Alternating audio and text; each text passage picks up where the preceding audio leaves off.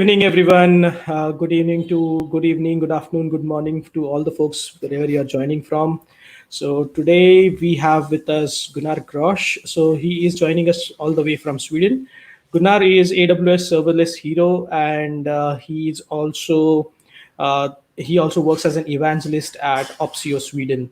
Gunnar has been one of the, you could say, pioneering members who brought chaos engineering in the serverless world. He has been speaking widely at a lot of places, and he has also delivered sessions at reInvent. So today, the session is, you could say, the session is divided into multiple parts. So for first 30 minutes, Gunnar is going to walk us through a few slides, and we will see some, you could say, basic concepts around serverless, and then there will be a lot of hands-on work that we will do, and we'll be switching back and forth between the slides and the actual demo.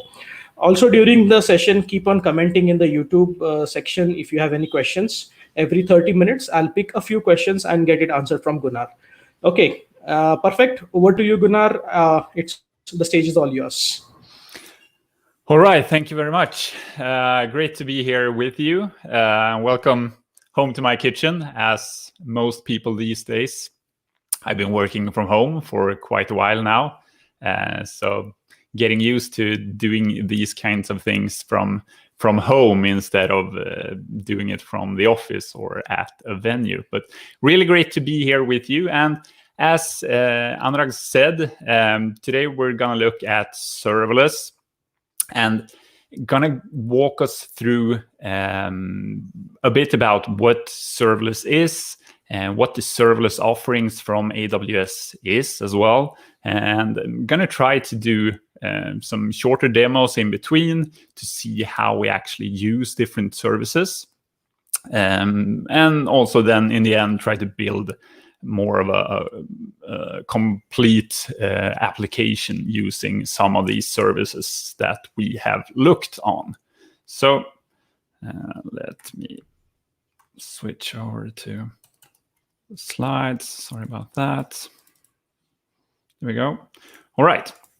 So part of the title here is full stack serverless applications. And a full stack serverless application usually means that we have some sort of backend that we built using cloud services and using data stores and databases, using functions and so on. And we'll go through a lot of those services to see how they work and how we use them. And it also usually contains a front end of some sort. A lot of front ends today are built using any type of framework like React or Vue or Angular and frameworks like that. And by combining them, we usually talk about full stack applications.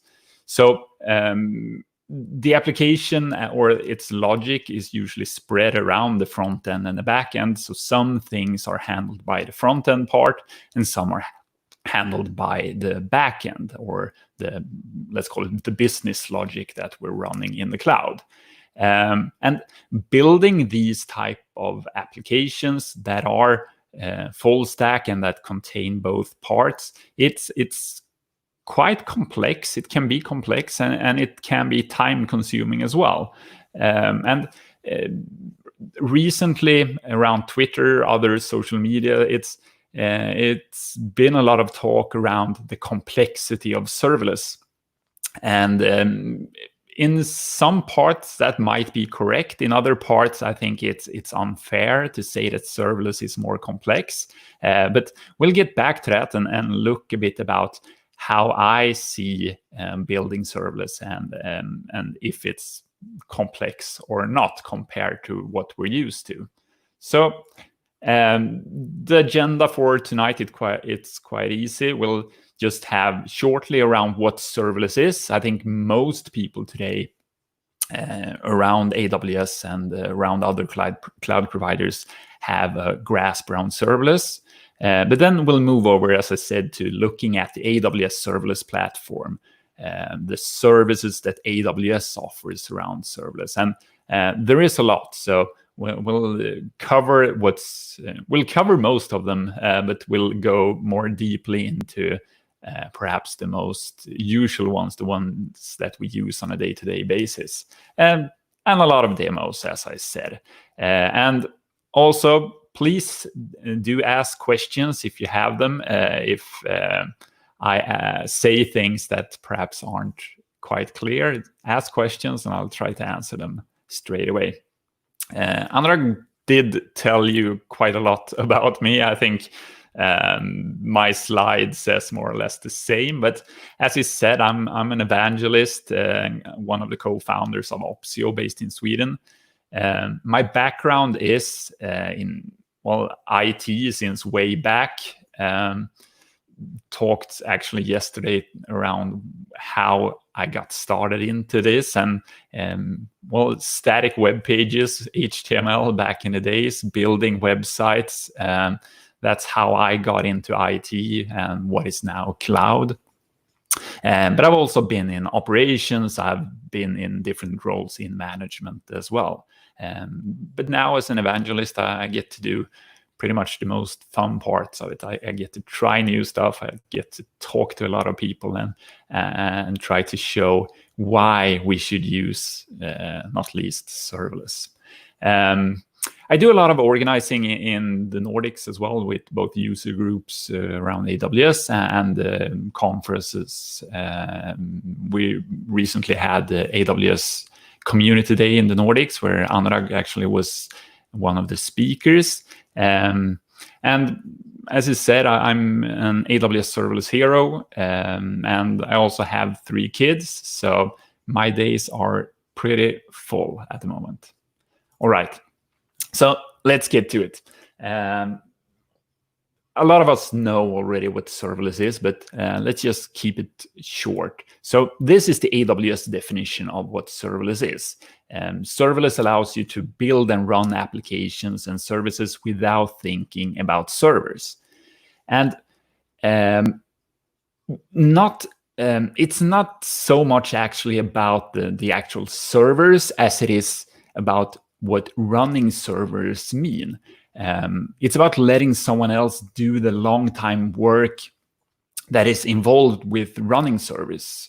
And it lets you as a developer or as an organization to focus on maximum business value. And it's also not only about functions as a service, like AWS Lambda, but the serverless landscape today, it consists of so many services, as we'll see later in this presentation. So building serverless today, it is a lot more than just AWS Lambda. So we talk about that there's no server management. So there's no need to provision any servers. We don't have to maintain any servers. There's no software for us to install or runtimes to maintain or administer. And that's great, because that's time that we usually spend doing things just to keep it running. But instead, we can focus that on building instead. It's also flexible in regards to scaling. So serverless means that we can build applications that can scale from 0 and to the highest peaks. And we adjust its capacity units rather than the number of individual servers or containers. So flexible scaling means that we build applications that are ready to scale from the beginning. And we pay for value. And with that, I mean that we pay for the consistent throughput or execution rather than, once again, the number of servers, the number of instances. And serverless, it provides built-in availability and fault tolerance.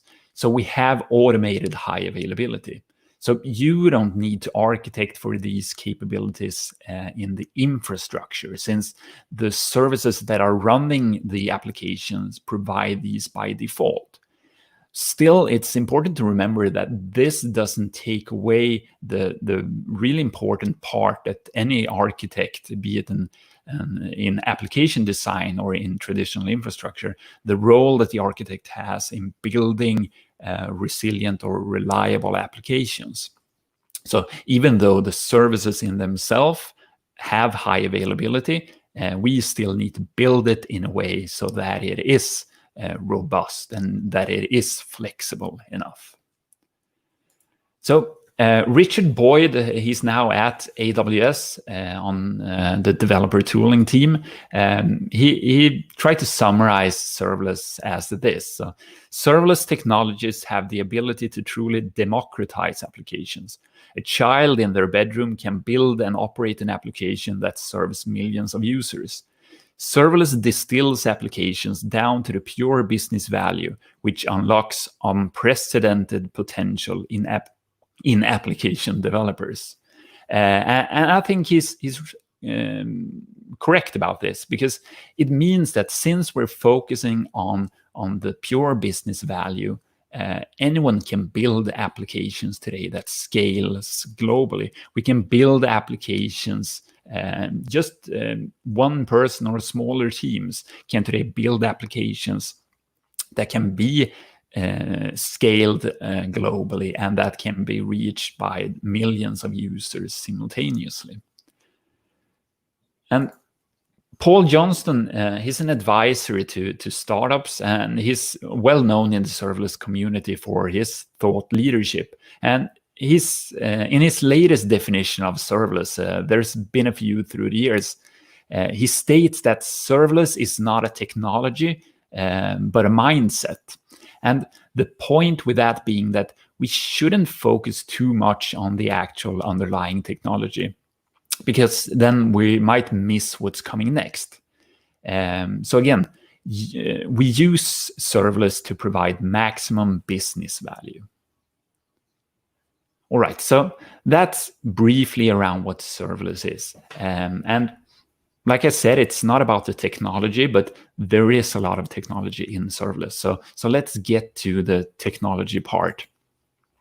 So the AWS Serverless platform has grown, and more services are today being called serverless because the way they are built and the way that we pay for them, the way that we use them. So the serverless landscape today consists perhaps more of services that we can define as fully managed services that someone else is doing all the heavy lifting in. So let's start off with the compute part of serverless. And first off, we of course have AWS Lambda. And AWS Lambda, it's what's commonly known as function as a service. So the service lets you run code without provisioning or managing any servers. So you pay for the compute time that you consume, and you don't pay anything when your code isn't running. So you take your code base and you deploy it on AWS Lambda, and it has one purpose. It is doing one thing, one function, and you pay for the time it is being used. AWS Lambda is one of the services that I'll go deeper into shortly, and we'll, of course, look at how to use Lambda. Lambda at Edge is one variant of Lambda that it is, as the name suggests, it's running at the AWS Edge locations. So you can run your Lambda functions closer to the user, and that is in response to CloudFront events. So having CloudFront invoke your functions, having them closer to the user means that there is less latency, and less latency means more happy users. So Lambda at Edge is something that is perhaps being used more and more to give a better user experience. And then we have AWS Fargate. Fargate is one of the services that is called serverless, not because there isn't servers in behind, but because the way that we provision and the way that we pay for the service. So it's a purpose-built compute engine for containers. So Fargate is a service that scales and manages the infrastructure behind that is required to run your containers. So look at it as the serverless version of ECS, Elastic Container Service. We're not going to go deep into what Fargate is today. I think that's a session for the future, perhaps. But Fargate is great when you have use cases there where you need to run functions or processes over longer time.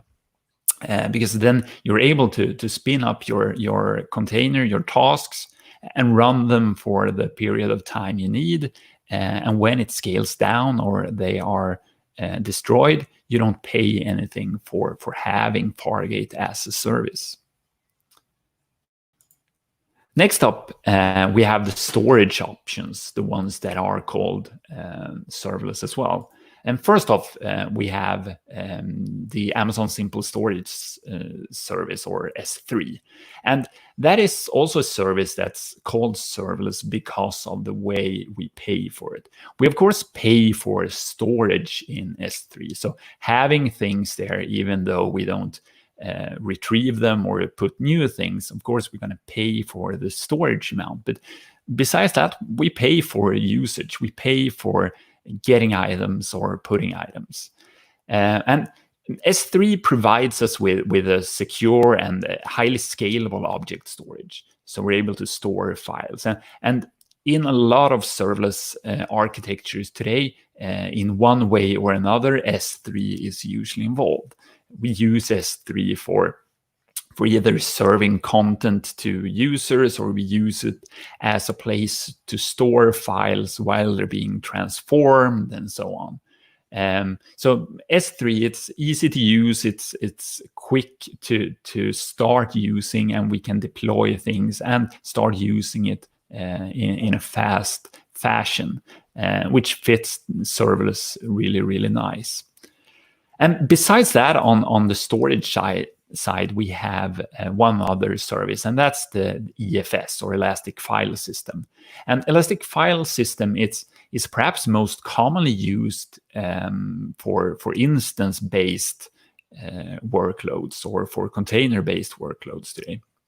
But EFS can be used in different ways in serverless architectures as well. And the way that it operates means that it is a serverless service, because once again, we pay for usage. And EFS, it's let's call it a network file system. So it allows several, let's say, containers then running in Fargate to access the same file system to retrieve or store files. And it can grow and shrink on demand, so you don't have to provision a certain amount of storage. Once again, one of the key factors for being a serverless service. EFS has the possibility so you can provision throughput for it, which means that you will incur a cost even though you're not using it. But that in turn then gives you better performance, for example. On the data store side, first off, perhaps the most common used data store for serverless applications is Amazon DynamoDB. And DynamoDB, I think a lot of people are familiar with it, but it's a flexible NoSQL database service that is used in a lot of different ways. But point being that it is serverless, once again, means that we only pay for usage. And the scalability within DynamoDB is something that we're not able to get using traditional relational databases. We're able to scale up to more or less infinity in regards to both the number of items, but also in how we're using the database. DynamoDB is something that we will be using later on today, but I'm not going to go into more specifics around DynamoDB. I know that you have Anurag, who's more than happy to give you more details on DynamoDB, and I'm pretty sure that he knows more about the service than I do as well. Besides DynamoDB, we also have Amazon Aurora in a serverless flavor. And that is an on-demand auto-scaled configuration for Amazon Aurora. So the database can automatically start up, shut down, and scale capacity up or down based on the need for our application. With traditional Aurora or the other RDS services from AWS, we need to provision a certain amount of instances. We can have it scaled, but still we are bound to having instance-based service. But the serverless one isn't.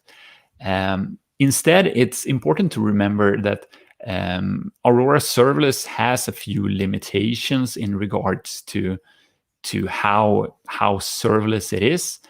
First off, it is a relational database, so we might run into scaling issues, scaling up in usage, for instance, and also in regards to the compute behind that. Unless things have changed recently, it is still single AEC, the compute behind Aurora Serverless, which means that we don't have high availability in the same fashion as we have with a lot of the others or most of the other serverless services. But it is a good option for using relational databases in serverless, definitely.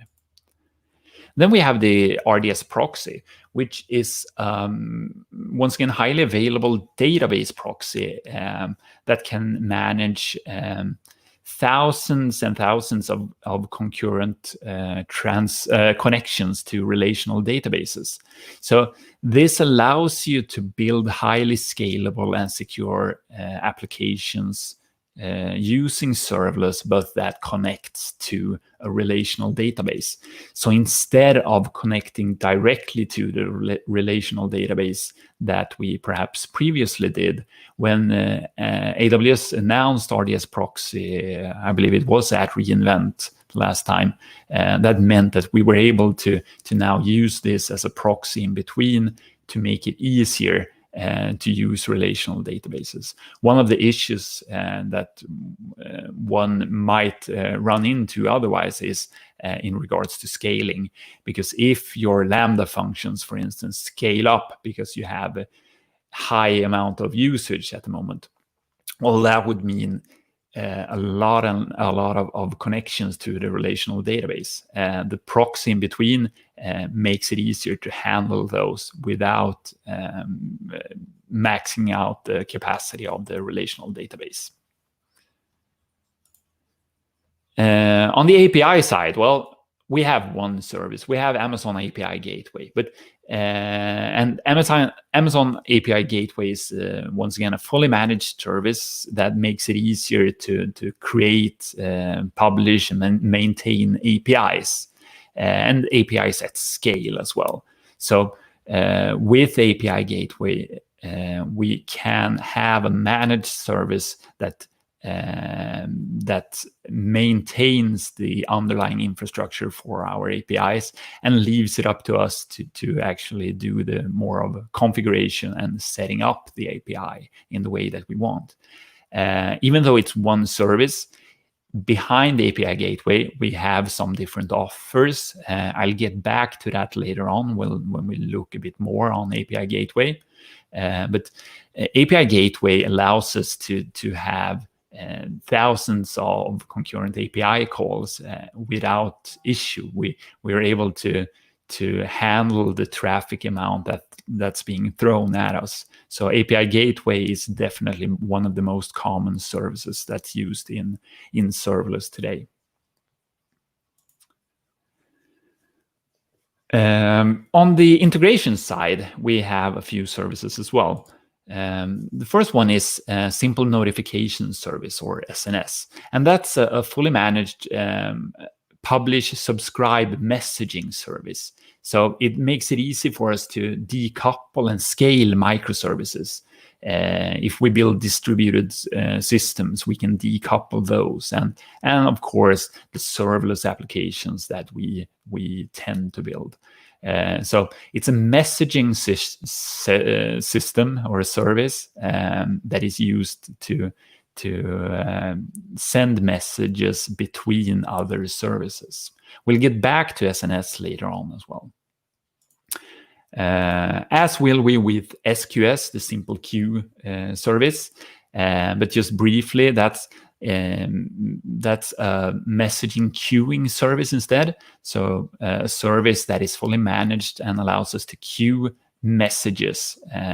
Once again, it's used for decoupling of applications, for scaling, but also for building reliability. We're able to queue things for instance, when something doesn't work or when something doesn't respond in time.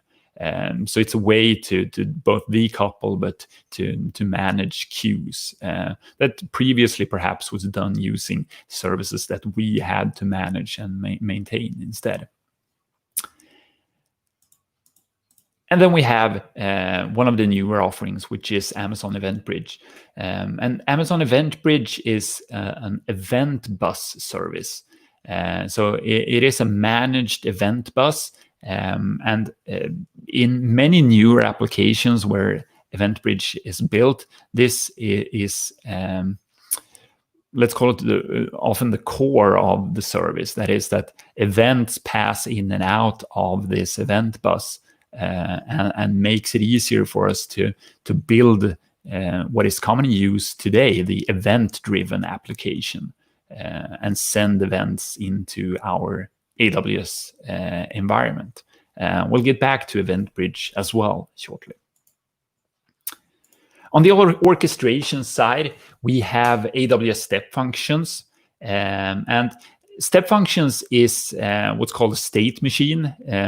We can coordinate components in applications and microservices using what looks like or perhaps is workflows. So we have visual workflows that are coordinated. So we can build step by step how things are supposed to happen in our application using individual services and components that perform certain steps. And this is able to scale and grow with the application and the usage. So we can coordinate different services within our application. And step functions is a great way to also involve for instance, decisions or approval steps and so on within our applications. Then we have, on the analytics side, we have two services. First off, we have Amazon Kinesis. And Kinesis is a platform for streaming data on AWS. And it offers quite powerful services to make it easy to both load and then analyze streaming data. And it allows us to ingest large amounts of data into our applications in ways that we perhaps are unable to using the more traditional services. So Kinesis contains several different services, having different, of course, use cases. But Kinesis is quite commonly used for services that contain high amounts of data or input-output or large amount of events, for instance. And we'll look, I have Kinesis, one of the examples we'll look at later on. And then we have Amazon Athena. And that's a query service that is used to analyze data that we are storing in S3. So if we store data in S3, we're able to analyze or query on that data using Athena. And since Athena is on the slides, yes, it's a serverless service. So we pay for the queries that we run in this case. And a common use case might be to connect these two services so that we have kinesis streams for incoming data from some sort of, let's say, social media stream. We're storing the incoming data into S3, and then we're using Athena to query that data, to run queries against it. And the query language is standard SQL or SQL. So it's easy to get started using Athena as well. Then we have the mobile services that are close to, or they belong to the serverless landscape as well. We have AWS AppSync. And AppSync is a service that makes it easier to build applications, or simplifies application development by using GraphQL. So we can create GraphQL APIs using AppSync in a fully managed way. And GraphQL is something that it's commonly used within mobile applications, but also in several of the commonly used frameworks like React, for instance. And having that as a fully managed service makes it easier, of course. I'll get back to AppSync in detail as well later on.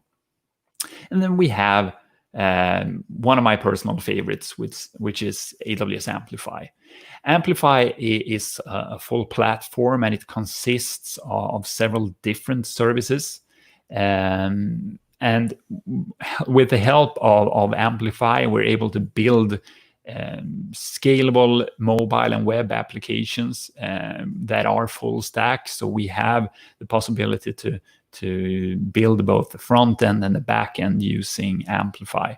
It also has the possibility to add all other services for authentication, for data storage, for authorization, and so on. We can implement machine learning or AI services. We can use analytics and so on. So Amplify is a framework or a platform that allows us to build applications using a lot of the other AWS serverless offerings. Amplify is something that we'll definitely look at later on, and we'll also try to show a few demos using Amplify. And with that, that was the brief walkthrough of the serverless offerings. I'm going to switch over to the next slide, which then is on AWS Lambda. So going back to AWS Lambda, looking a bit more about how to use it and what it is. So AWS Lambda, as I said, it's the function as a service offering from AWS. The other cloud providers have similar services, but Lambda was the first one to be released in 2014 and is definitely the one that is most mature. And talking about functions today, serverless functions, I think most people think about AWS Lambda. So it's a serverless event-driven code execution. Serverless, as we know by now, it means that we only pay for usage, we don't pay for idle. We pay for the runtime or the time that it is running. We have the possibility to use a lot of different runtimes: Java, Go, Node, Python, and so on. So we're able to build applications using the language that we are familiar with. We can mix and match as we please. And by that, I mean, we can have one function running Go, we can have another function running Python. It's just the input and the output that's actually important in that matter. And we can also use what's called the runtime API, which means that we're able to use other runtimes within Lambda as well.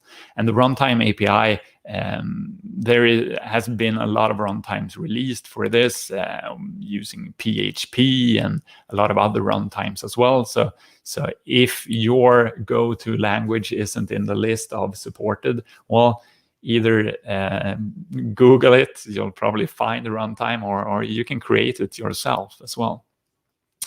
It has, of course, built-in fault tolerance and scaling.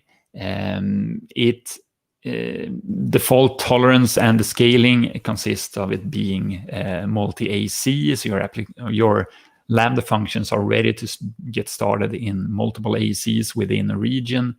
It scales to near infinity as well, because you're able to, for each invocation, Lambda will run your function, the code that you have inside your function.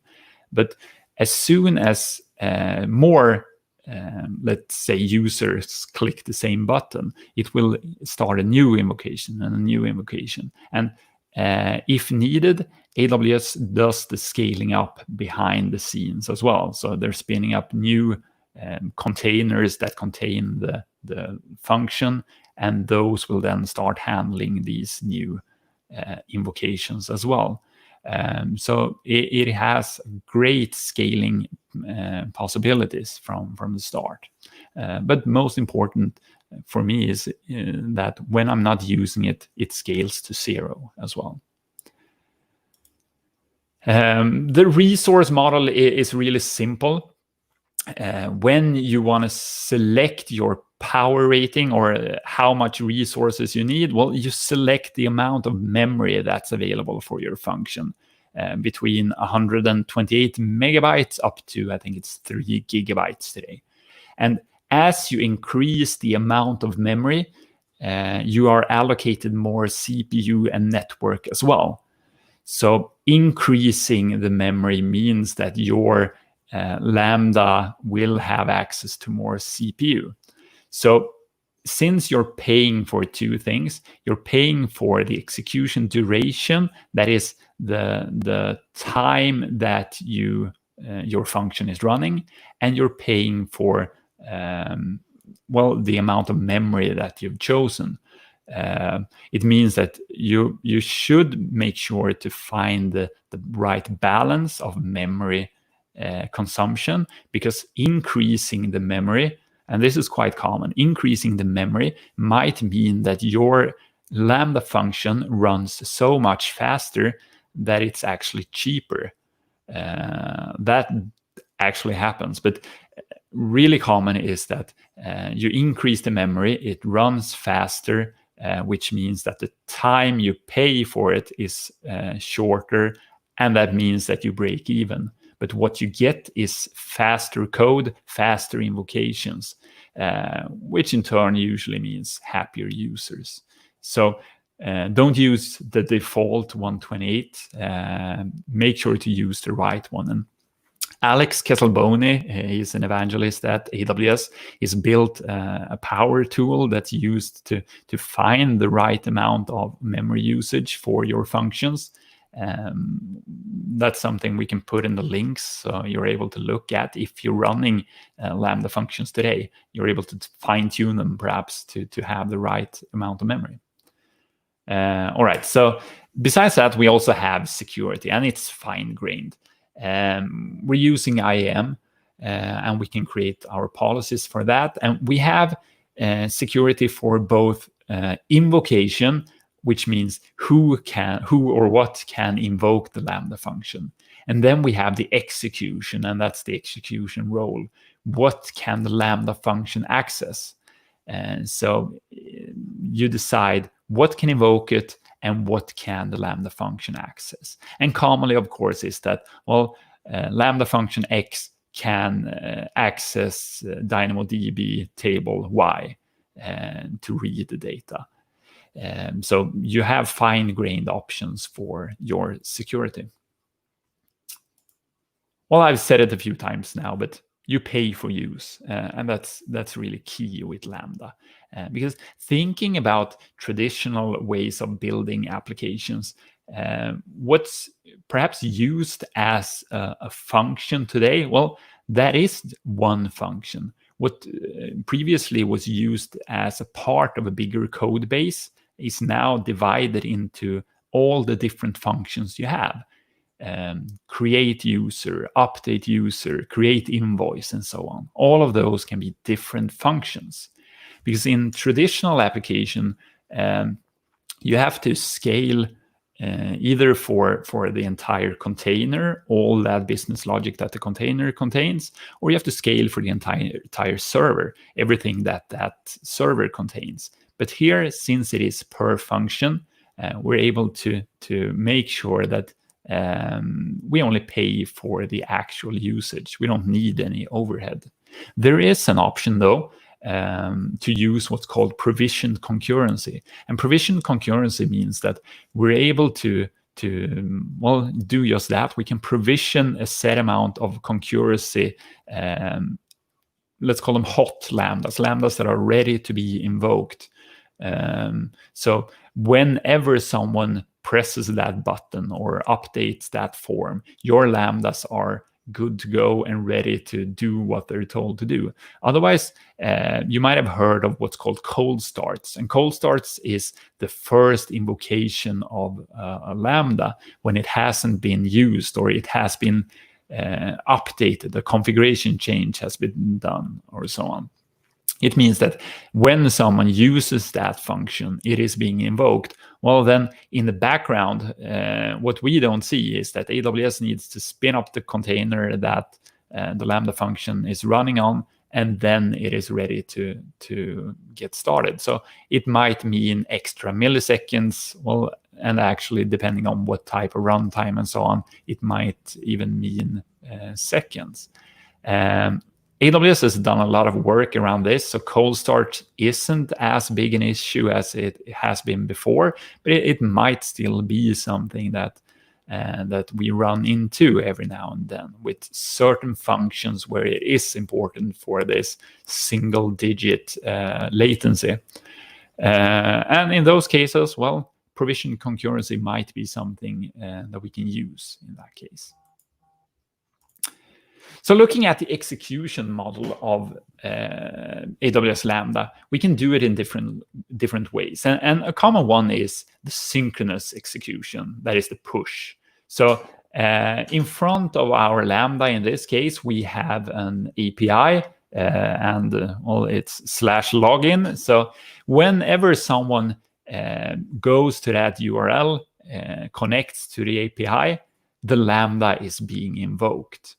So that's a synchronous invocation or execution of our Lambda. And the next option then is the asynchronous one that is based rather on events than on something that we're pushing. And for instance, we can have the service, the notification service, SNS. An event is created or published in SNS on a specific topic, which then invokes AWS Lambda, our function that is listening on that specific SNS topic. Or another option perhaps is that we have an S3 bucket, and in that S3 bucket, when an object is created or updated, we have a Lambda function that has that S3 bucket as a trigger for execution. So, for instance, it might be that someone is uploading an image to S3, and the Lambda function will then be triggered to do something with the image, scale it or add a watermark or whatever the use case is. So that's the asynchronous version of the execution. And then we have the stream-based one. And stream-based invocations can be based on streams coming from either DynamoDB or from Kinesis.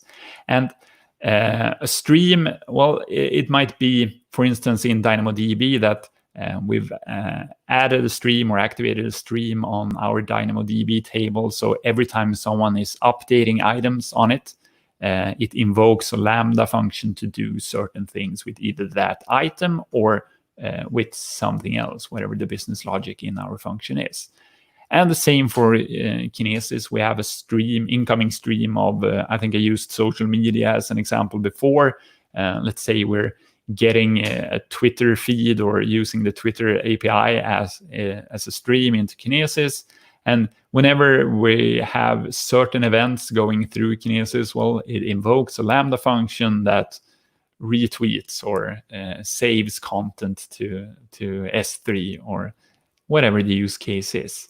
So these are the three common execution models. The synchronous one, where we have through an API, for instance. We have the asynchronous one that is based on events in S3 or SNS and so on.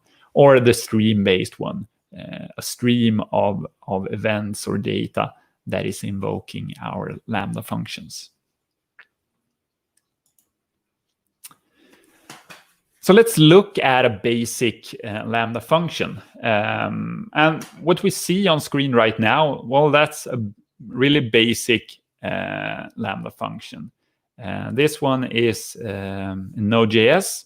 And this is pretty much it. So this is the entire function code. We have two things. First off, we have the context that can provide us with information about the actual invocation of the Lambda function around the function and the execution environment. And this might be data that is used. In this example, it's not used, but this can give us, as the name suggests, context around our Lambda function. But then we have the perhaps more important part, the event part that is sent to our Lambda function. And in this case, it's a JSON object that's sent, something around S3, an object that has been created or updated or something like that. And the data from that event or the contents of the event is something that we then can and in many cases usually use within our code. In this case, well, it's a basic handler that is logging something to console. In this case, it's logging the actual event that is passed to us. And then it returns a response that is status code 200 and just a message that says hello from Lambda. So let's try to create one of these functions just to see how easy it is. If I find the right screen. Right, so this is the ordinary AWS management console. Let's go to Lambda and just create a new function. When we create a new function, we're able to either author it from scratch, we can use blueprints, or we can use what's called a serverless application repository. That's a place where there are building blocks for applications. Some are even more like a complete or a full application, but we can use this as a base for other things that we're buying or building. In this case, we're going to author it from scratch. My Pune function. We choose the runtime, and as you can see, there are a bunch. Let's stick with Node.js 12. We can set things around permissions here, but let's go ahead anyway. Leave it at default.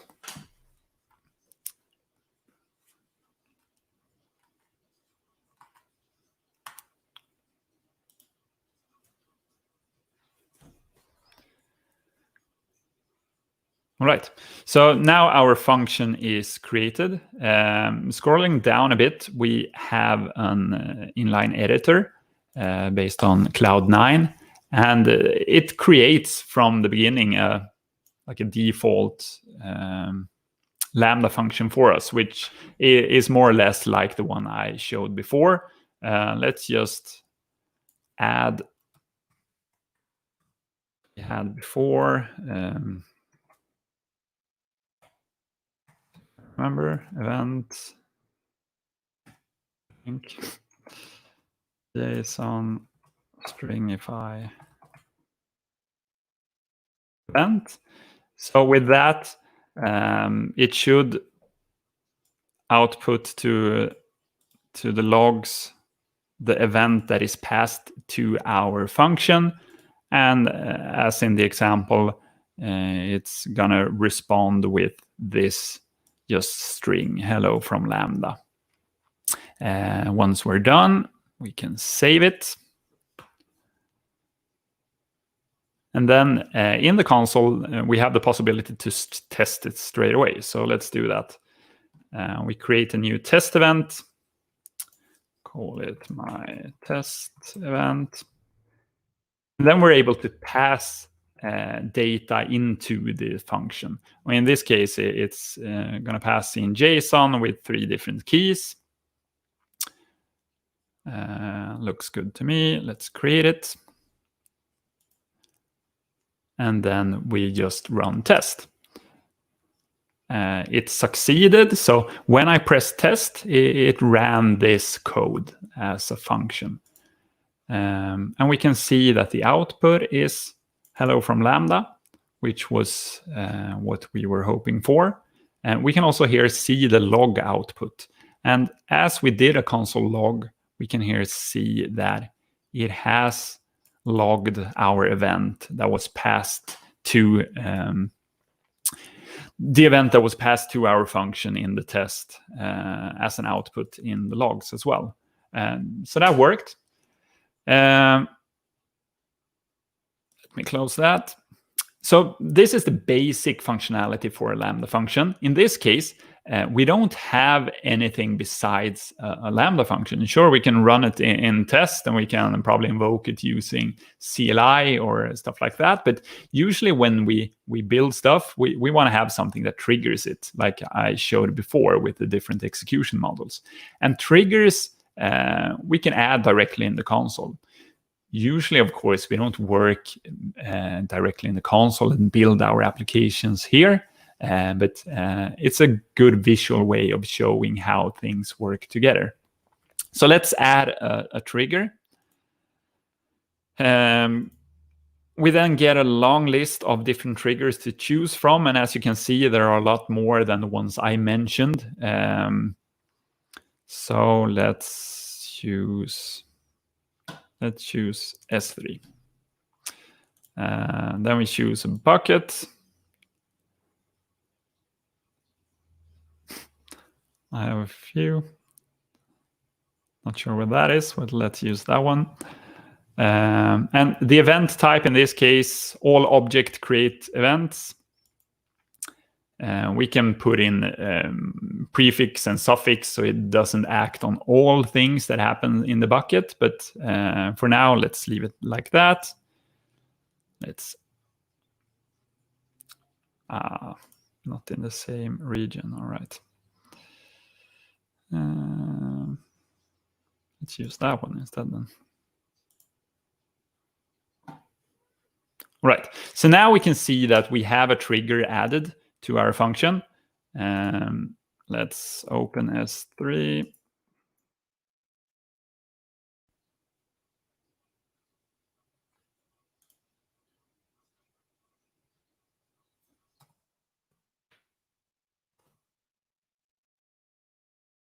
That one. And let's just upload something.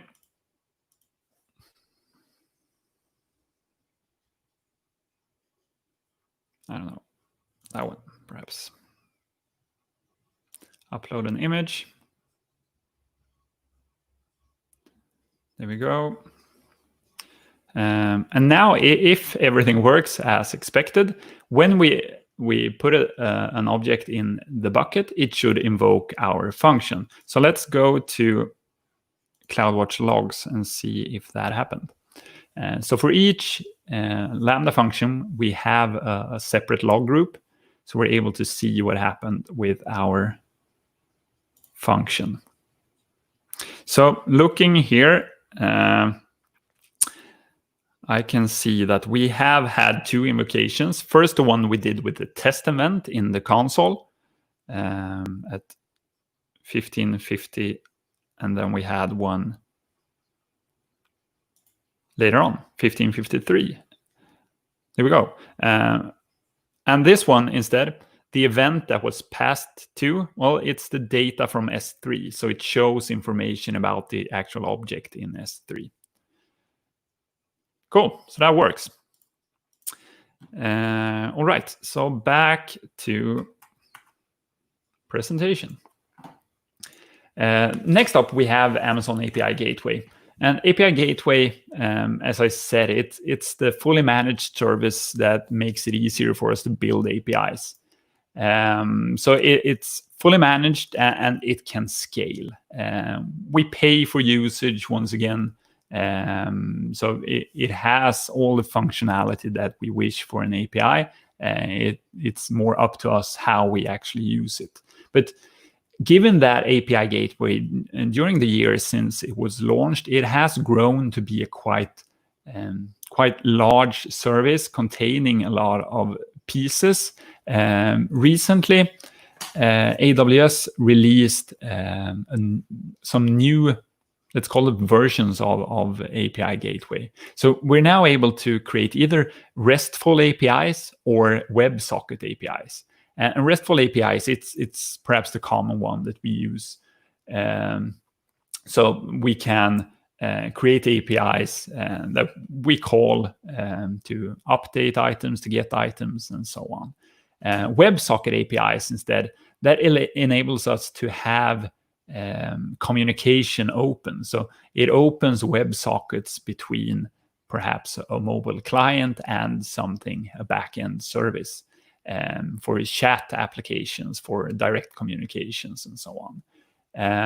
And within the RESTful APIs, we now have the option to use what was released at AWS reInvent. The last time, it was something that they call HTTP APIs. And HTTP APIs, they have not as much flexibility, not as much perhaps configuration. You don't have as much things you can do with HTTP APIs. Instead, they are quicker and they are cheaper. So they are a prime candidate for use with serverless applications. Depending on how you calculate it, you can save up to about 70% using HTTP APIs instead of the more traditional REST API in API Gateway. So depending on the use case, what you actually need, you can choose between these then 3 different offerings. You can, right, so that's the point I just made.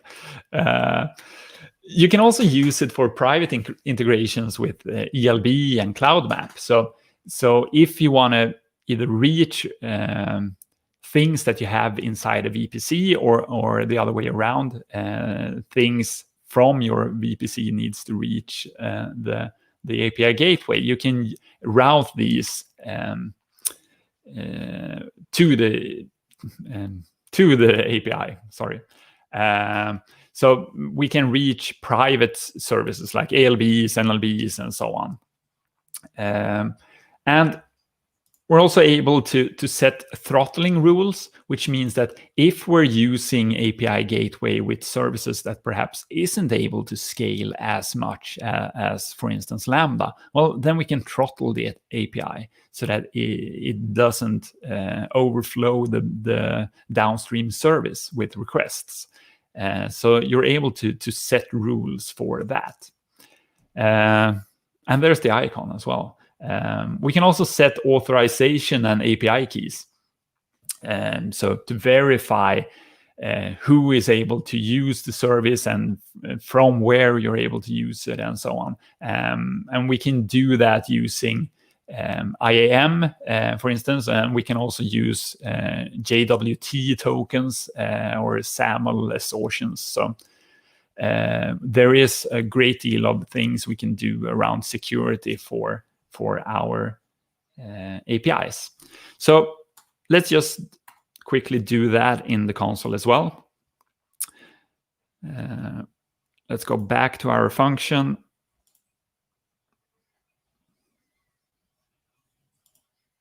That's the S3 one. Let's remove that.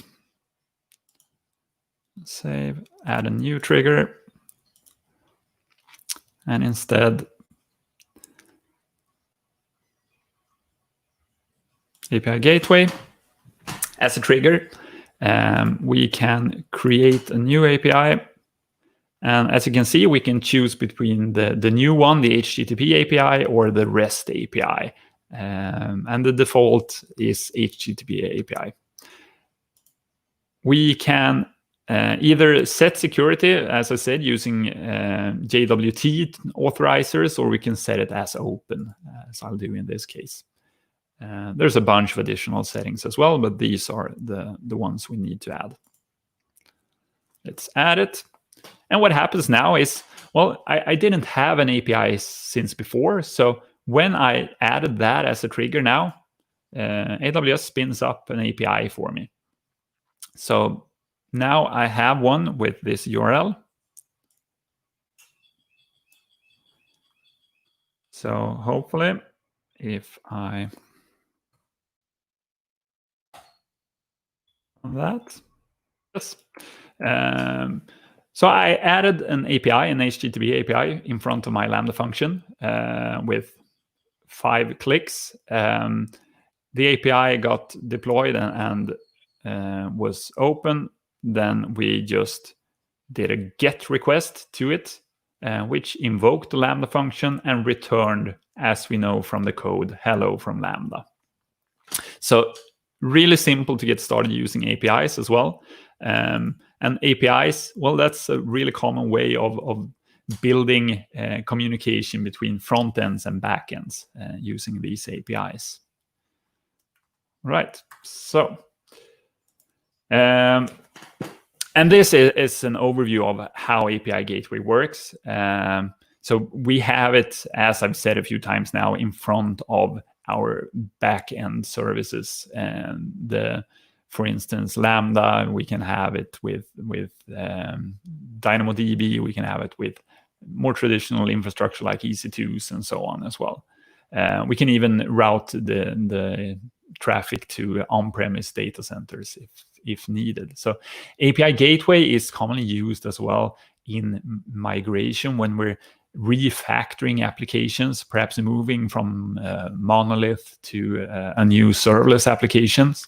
We can use API Gateway as a way to route our traffic the right way, so that requests are either to the newer parts that has moved to serverless, or the older parts that are still within our old monolith.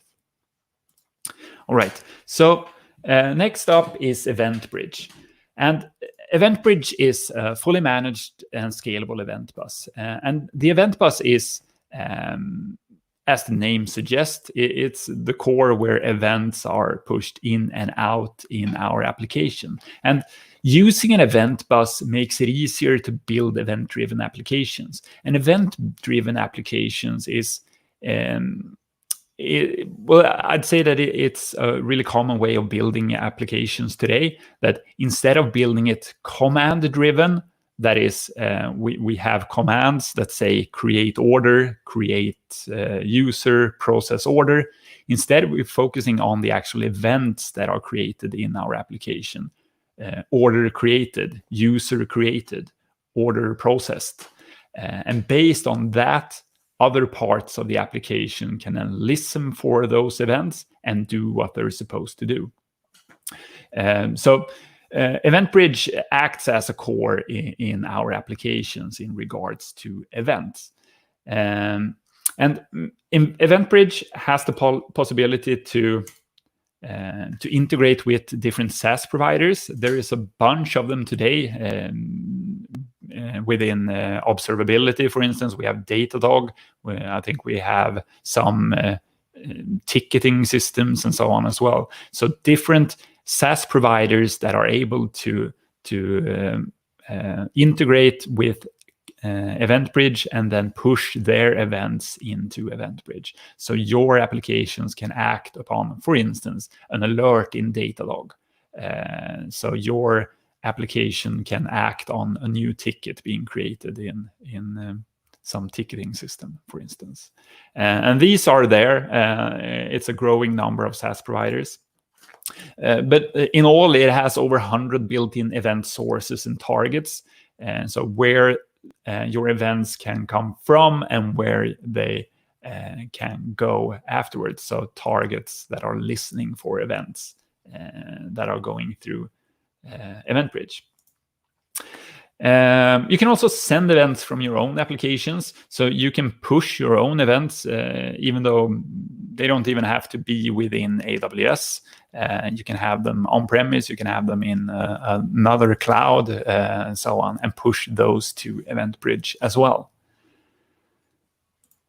And they have, or EventBridge has, what's called the schema registry, because one of the hard parts of using event-driven application has been managing events, the way that events look and the way that events, what type of information they contain, and so on.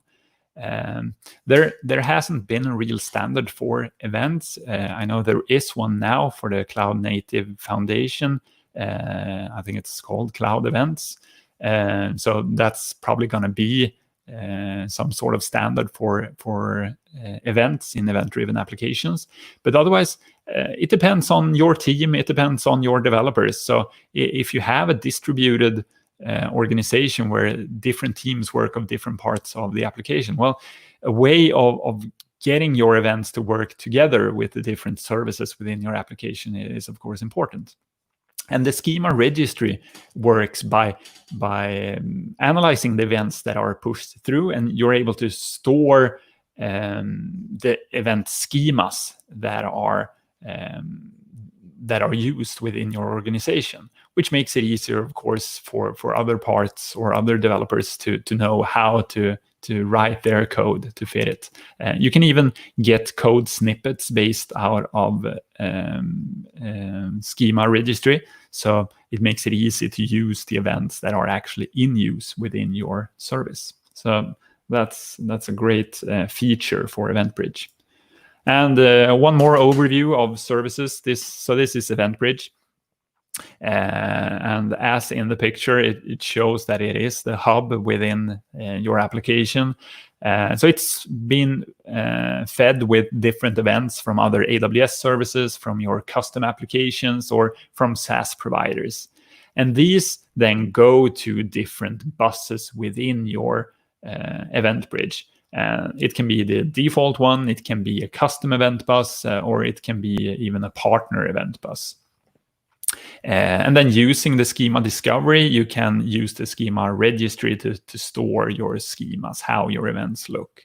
And using the code bindings, you can then write your code to fit the events. You set up rules for how your events will pass through to targets. So you set up filters, for instance, so that certain events invokes lambdas, certain events do this and that with any other target that you might have. So EventBridge is a great service for event-driven applications. And on that note, we then have the simple notification service, which I said before, it's a managed pub/sub messaging service. And it is used a lot within serverless. It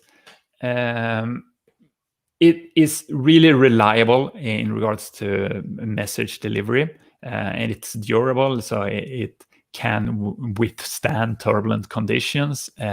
So passing messages back and forth using SNS is a really reliable way of using messages within your applications. It has the option to use retry policies. Let's say that a downstream service isn't available when there is a message published. Well, you can use retry policies or DLQs, for instance, to store the events or the messages that wasn't delivered. We have message filtering as in EventBridge, so we can filter here as well to make sure that our Lambda functions are invoked by the correct messages, the messages that is fitting for that specific Lambda function. It has support for encryption, so all the messages that is passed through SNS is encrypted, and privacy as well. So what's being passed through a topic isn't known by other services as well. Sometimes SNS is used for mobile notifications as well. For instance, to deliver messages to mobile applications, notifications to users of mobile applications. There is a service called Pinpoint from AWS that is purposely built for that. But SNS is an easy way to use these types of notifications, using something that SNS perhaps something that is already used within your application. So depending on the use case, many choose between SNS and Pinpoint for that use case. Oh, well, how it works, really simple. Services that publish messages to SNS that is then able to fan them out to one or multiple targets. And in this case, since it's event driven, it means that the targets are listening for events. It's not the command driven, it's event driven. So for instance, something is updated in EC2 auto scaling, for instance. All that can publish a message to SNS, which in turn then invokes a Lambda function. So once again, let's jump over to Gunnar, before we go ahead, we have a question. We have a couple of questions. So let's address them and then we'll go ahead. Definitely. Okay. So here is one question from Prasad. So he's asking if we can nest multiple AWS Lambdas inside each other. So what I am assuming from this question is, do I need to have an API gateway in front of Lambda to call it from another Lambda, or can I do it directly? No, you can definitely call a Lambda from another Lambda. That's in many cases that's considered an anti-pattern to do it that way. Usually we do it with something in between them, perhaps a queue using SQS. But we can definitely invoke one Lambda function from another. But given that that might mean that the first Lambda function has to wait for the second one, it means longer invocation times, which incurs a higher cost and so on. So depending on the use case, you can do it, but in many cases, it's better to do it with something in between than SNS, SQS, or something like that. Yeah. So you also mentioned about this another service, HTTP API, and then we have API gateway as well. And there is this. You also mentioned that there is a price point difference of around 70%. Then, are there any you could say thumb rules that one should follow in choosing between an API gateway or an HTTP gateway for a, let's say, strictly serverless application? Well, they are actually it is the same service, so both are API gateway, but there are two different offerings within API gateway, and it's purely about what you need from your API. So API gateway or HTTP API, it's hard to keep them apart because the names are so similar. HTTP API doesn't have all of the same features as the traditional API gateway RESTful API has. So there are features when you need to have those features, well, then you should use the RESTful API. If you don't need those features, then you should use HTTP API. So for me, it's always HTTP API first, unless I need to have one of those features. There is a great table showing the difference between them. I can find that link and we can post that as well, because then you're able to see if I need to have this feature, I must choose this service. Yeah. So another question, which might seem to be, you could say, very simple, but the way we talked about Event Bridge, doesn't it take some kind of, you could say, functionalities out of simple workflow or step functions? Is it the case? No, I wouldn't say that.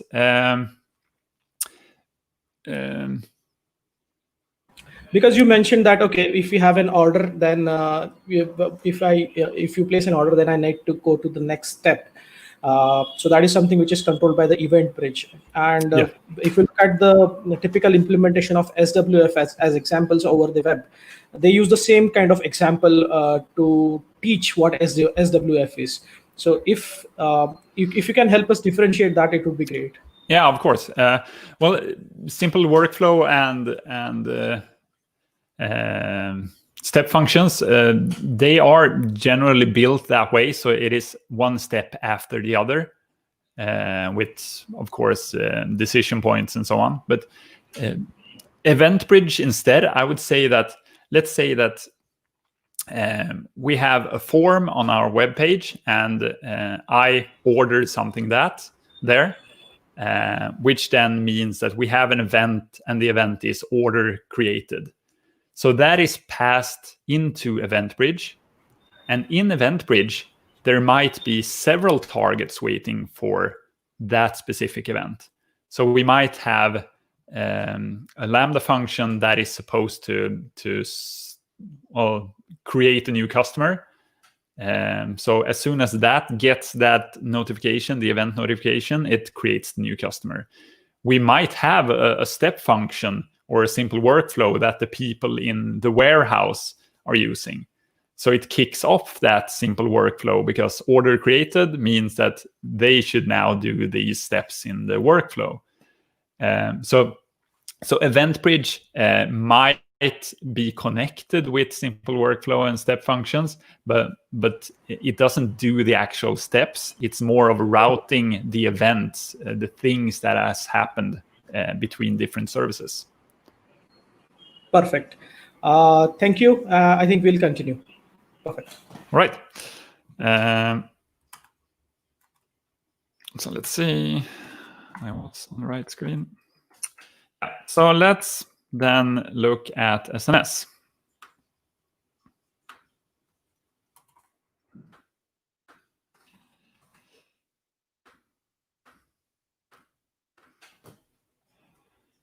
SNS. So we create a new topic, and a topic is something that then can contain messages and that other targets can listen to. So my topic, different settings around encryption and access and so on. Let's skip those, stick with the defaults and create it. There we have that. And now when I have my topic, then perhaps we could have different services that are, through their code, their business logic, are publishing messages to this topic for others to listen to. But in this case, I'll just do it manually. Shortly, let's go back to our function. We had API gateway before. Let's add SNS now as a trigger. My Pune topic, and it is enabled.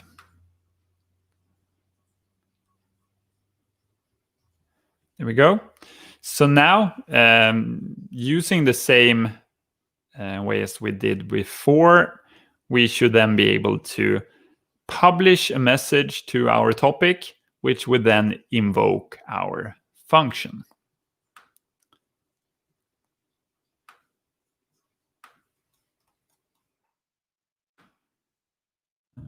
Oh.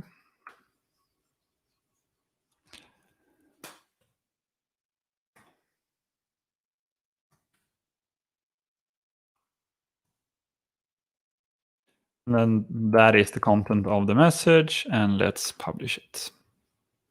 There we go. So now it should have invoked our Lambda function. Let's go back and see. We have a new log stream.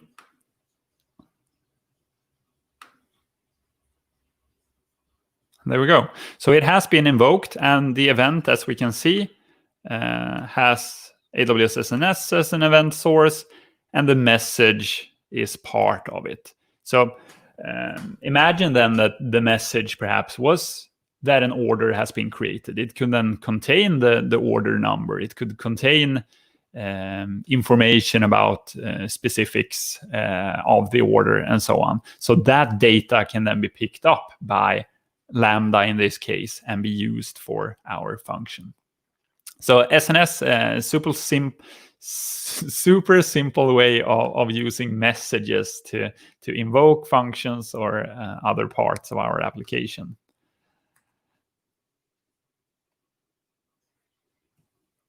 And then we have the simple queue service.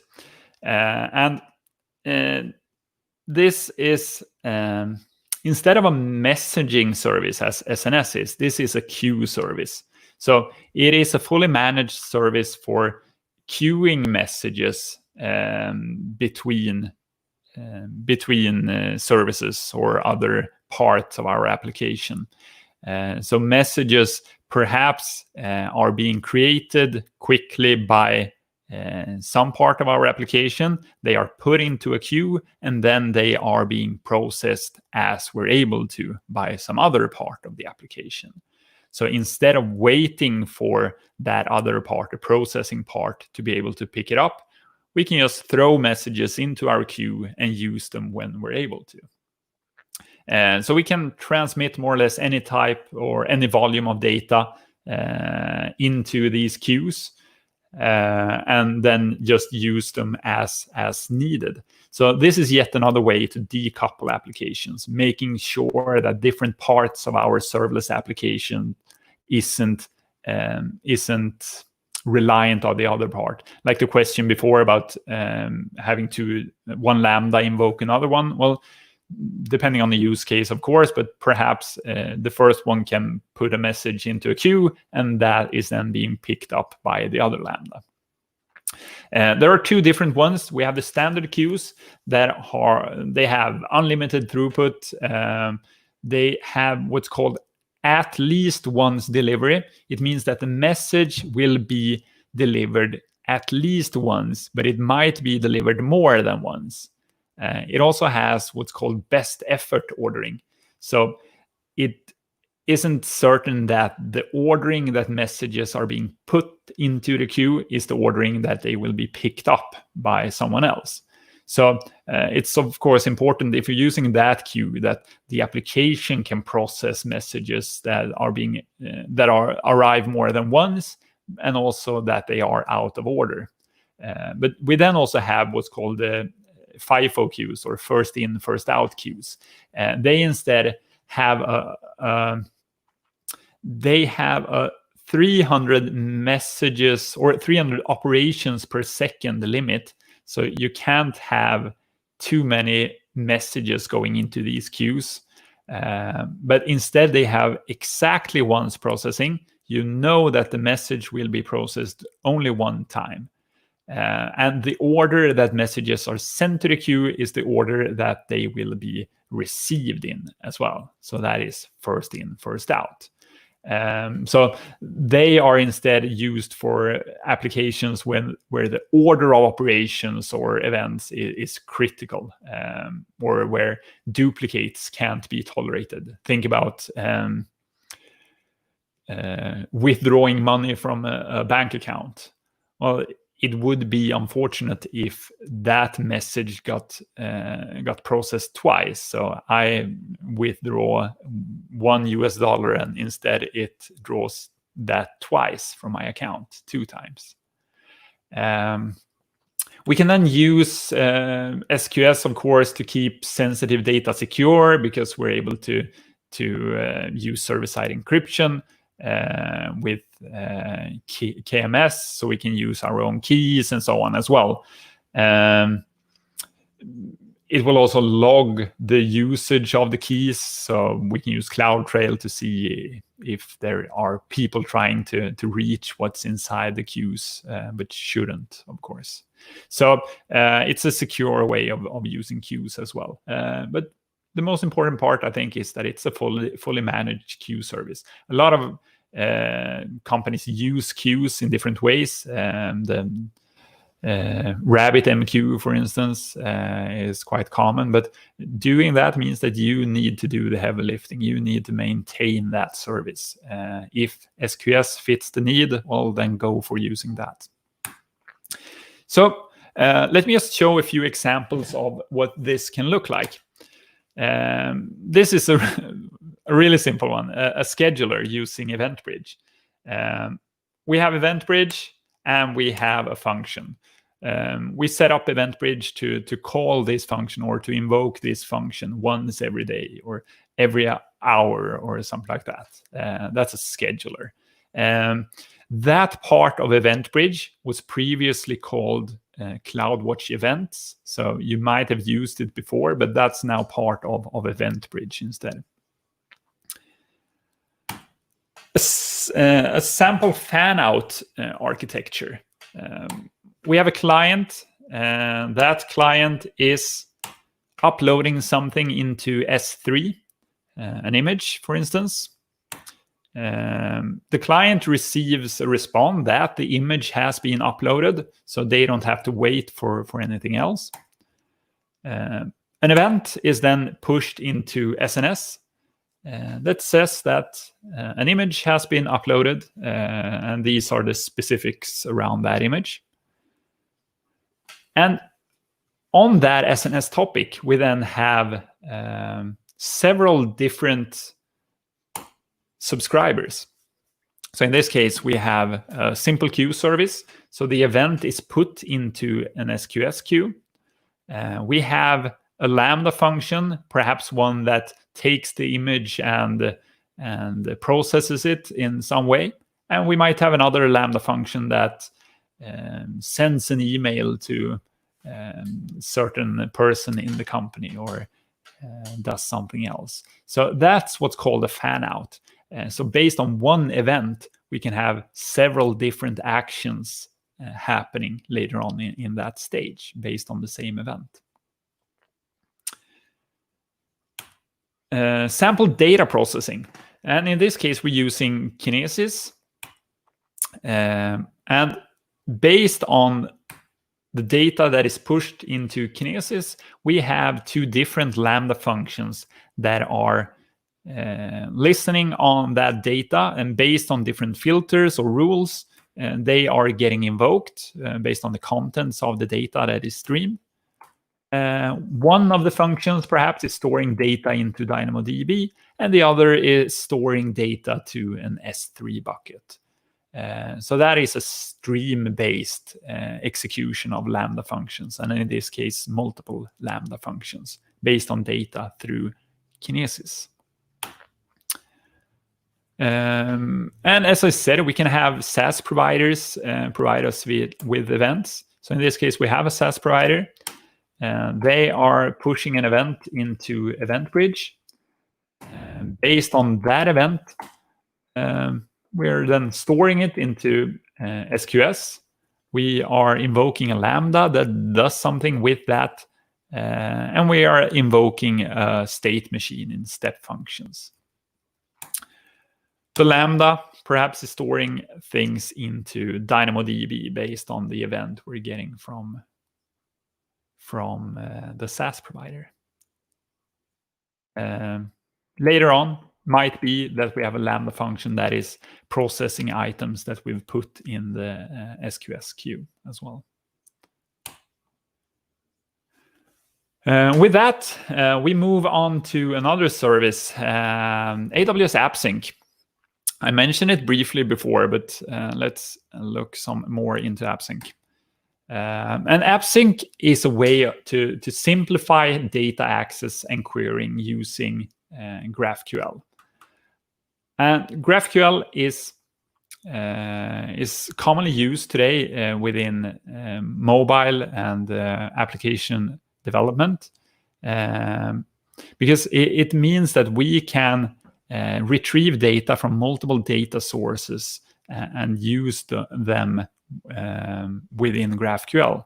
So for instance, we might have data that is from DynamoDB or from plain text, or we can even fetch data using a Lambda function.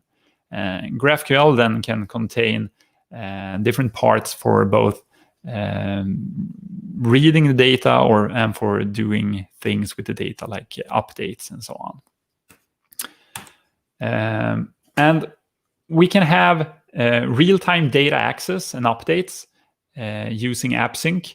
And this is, we define what parts of our data using GraphQL that should have real-time updates, so that data in your mobile application or your web application is updated as it changes in the backend. We have support for offline data synchronization using what's called data store. And that offline data synchronization, it was released around reInvent as well. And it is a real clever way of handling offline situations. Thinking about mobile applications, once again, there is always a hassle with working with how data is managed and going from online to offline and so on. Just think about how you're using a mobile application today. Sometimes you're in an elevator, sometimes you're in a subway, meaning that you're dropping connection, but you're still using your application. And as soon as you go online again, it needs to be able to sync and make sure that data is consistent. And data store is a way using AppSync that you're able to keep that data intact and make sure that it is consistent both offline and online. Well, you can do querying, filtering, and searching in apps, of course. It has support for caching to lower latency and make queries quicker. One note here is that is instance-based caching. So in the background, it's using instances to speed up retrieval of cache. So that means that if you enable caching within AppSync, you're going to pay for instance hours and the amount of hours that those instances are up. It, of course, as most services, has security and fine-grained access control. You can use IAM, for instance, for that access control. The way AppSync works is, well, mainly like this. We have our applications, be it enterprise applications, web applications, mobile applications, and so on, that are using AppSync as a GraphQL API. So they're fetching data using the AppSync API. AppSync in turn then uses the underlying services, for instance, DynamoDB or Aurora or Elasticsearch or even, as I said, Lambdas. So the Lambdas can transform data and deliver that using AppSync. And I mentioned earlier as well that many of the modern frameworks, for instance, React uses GraphQL for data. So using AppSync is a way well, it's a good way to use React as a framework, for instance. Then moving on to AWS Amplify. And Amplify is it's a development platform that is used when we're building mobile and web applications. The thing with Amplify is that it contains several different parts, and we're going to look at different parts, what they actually are. It is serverless, of course, so there's no servers to manage unless we use the caching in AppSync. It is built for any type of platform. We can use it with those modern frameworks like React and Vue and Angular and so on. But we can also use other frameworks or non-frameworks either, if we wish. It makes data access seamless using GraphQL, so it is highly interconnected with AppSync, as we just saw. So it's an easy way to fetch data using AppSync. And once again, granular access control, as with most services. We're able to have access both to our applications and to underlying services in the applications. And we're able to use federated authentication because this uses Cognito for authentication in the background. One of the services within Amplify is what's called Amplify Console. And Amplify Console is, it's a, let's call it a workflow, Git-based workflow for deploying and hosting full-stack serverless web applications.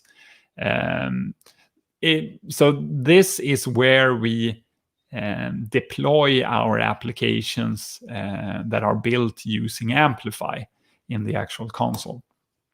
It is globally available using CDN. In the background of Amplify Console, it uses different AWS services, for instance, CloudFront, S3, and so on. But this is a highly opinionated service that you don't have all the options as if you were to set up S3 and CloudFront and so on yourself.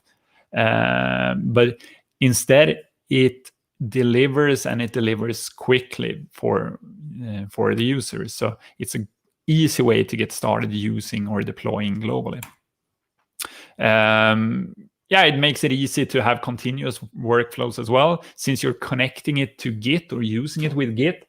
Every push you do will deploy once again if that's what you wish. You can set up feature branch deployments as well. So if you're working on new features for your applications, it can deploy those so you're able to actually use it using the same infrastructure as you would with the production environment. You can password protect. This is how it works. So you have a repository with your code base. Can be any third party or some third parties, or it can be code commit. You then configure your build settings for what your project is, and then you deploy your app, and that's it. So more or less a 3-step process. So let's try that out just to see how it works. Let's see.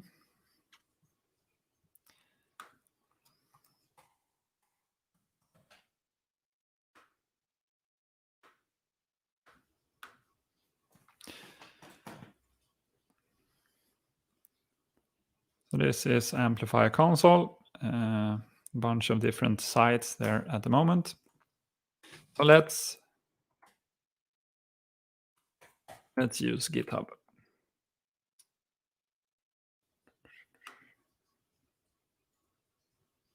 Create a new one.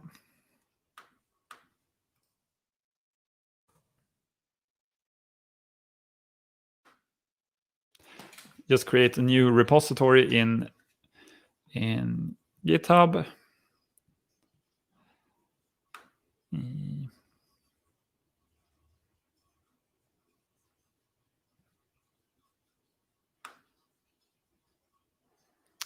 I should have created a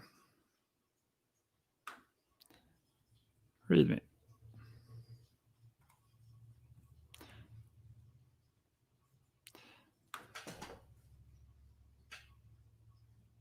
All right, there we go. So let's just create this as the simplest of sites.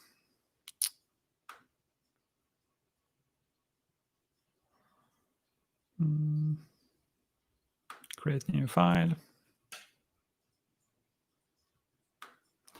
Let's call that index.html.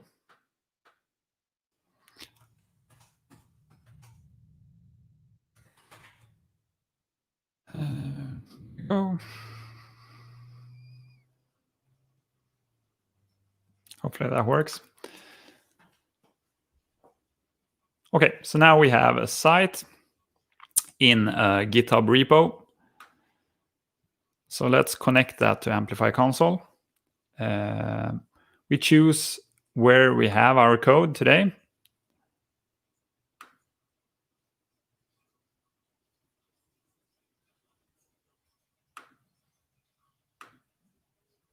Puna site.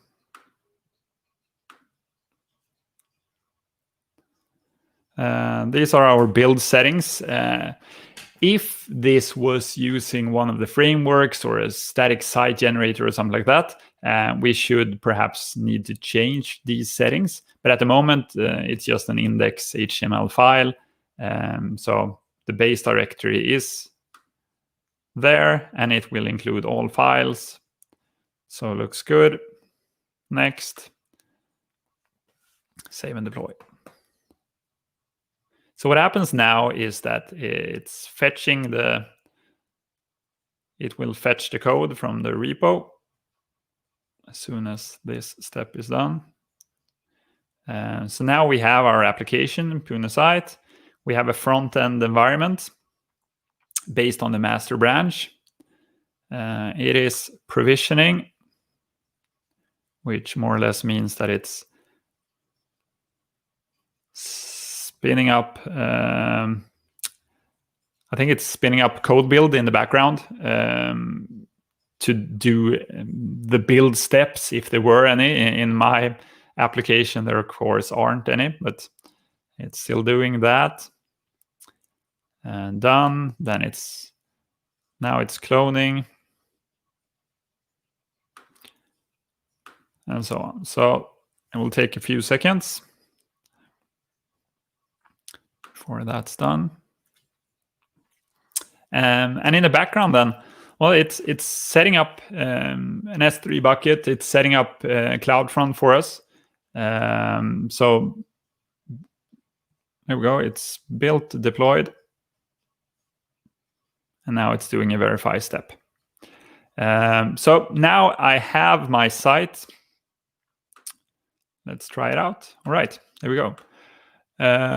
So I get a URL, amplifyapp.com URL, where it has deployed my application.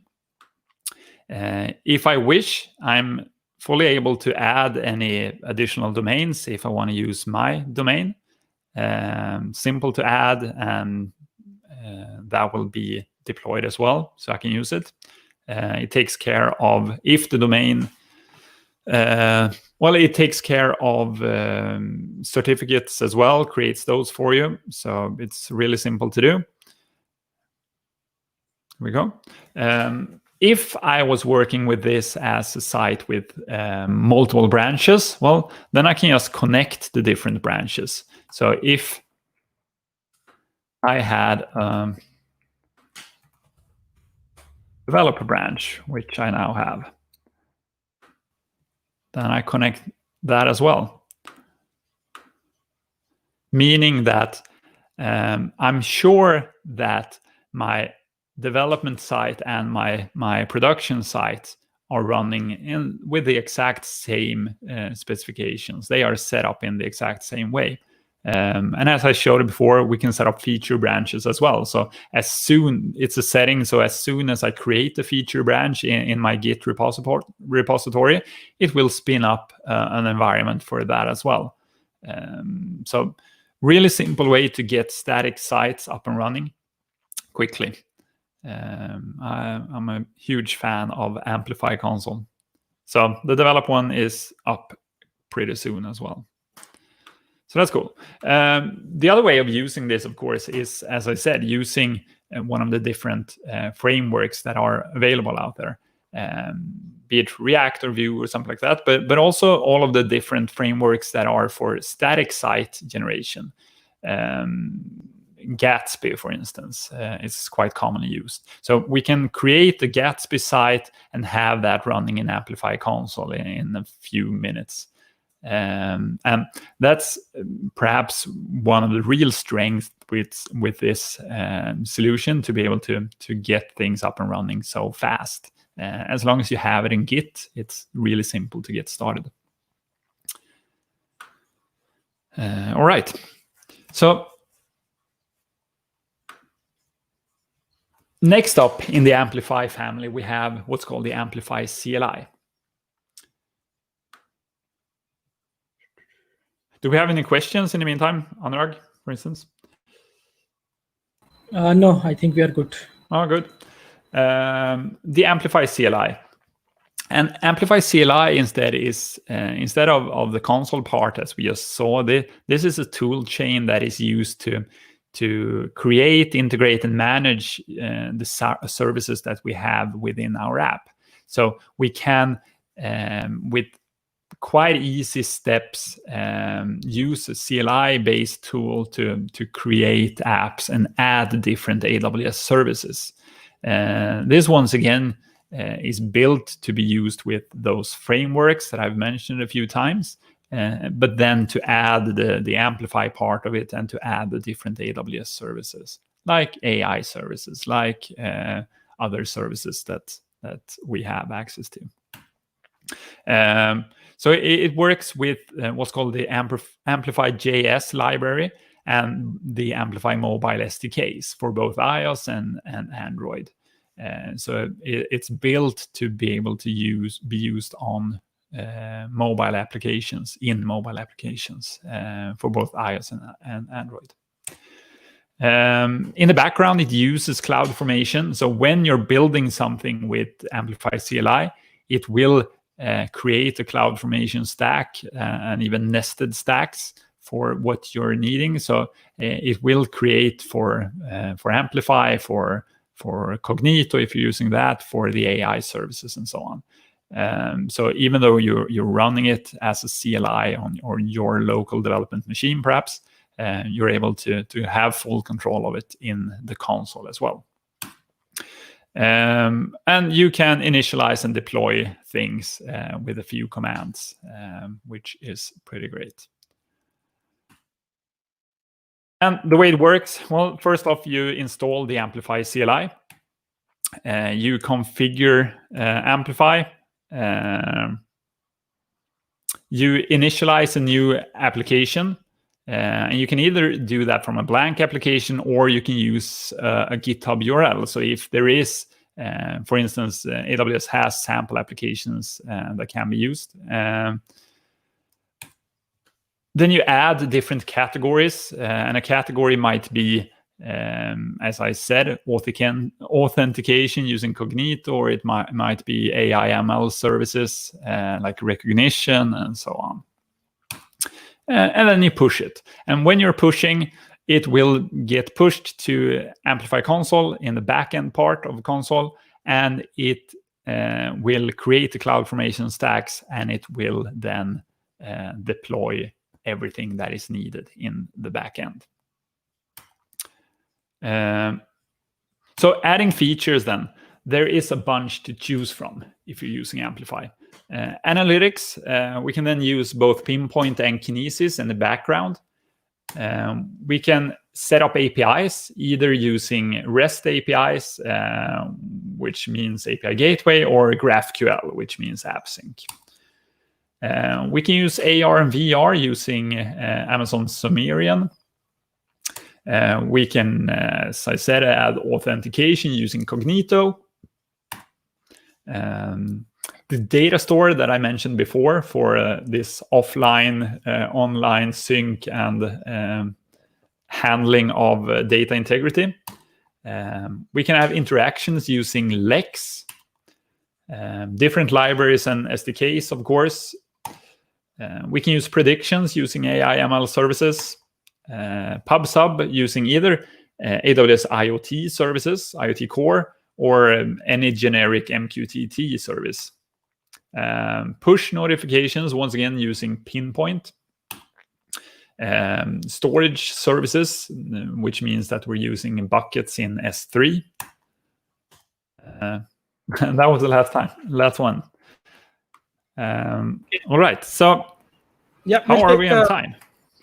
I think we have 10 more minutes, but it's okay. We can stretch for another 5-10 minutes if required. But there is just a couple of questions that I would like to take before we proceed. Of course. So this is question from Sonal. So does this mean that if we have MERN-STAP application in my Git repo, I can directly use AWS Amplify and productionize my application? I'm not sure what MERN is. So MERN stands for MongoDB, Express, React, and Node.js. Oh yeah, okay.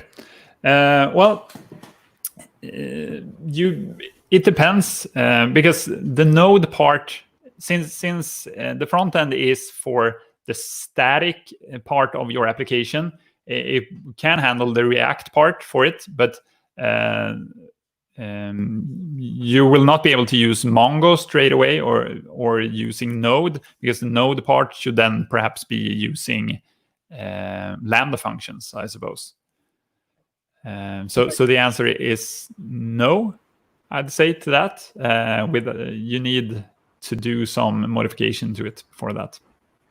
So in a nutshell, Amplify is more or less just for the front-end application and its related builds. Well, Amplify console is. Console is. Yes. Okay. That's correct. Okay, perfect. I think that answers the question. You can proceed. Okay, cool. So you said 10-15 minutes? You can have more if required.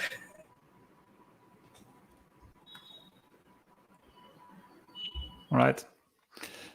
So then let's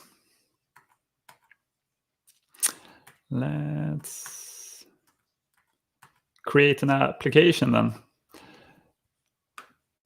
which I think was the next slide. So let's start from scratch using an application.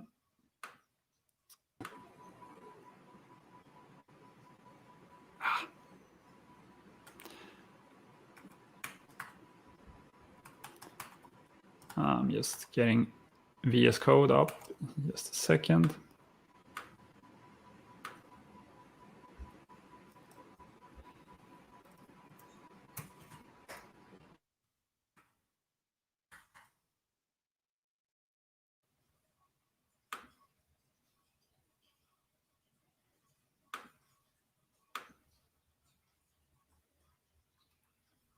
All right.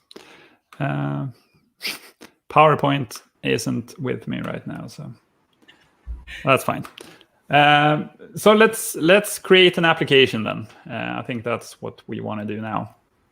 So all I see is your desktop screen. Yes, for now. Now you'll hopefully see.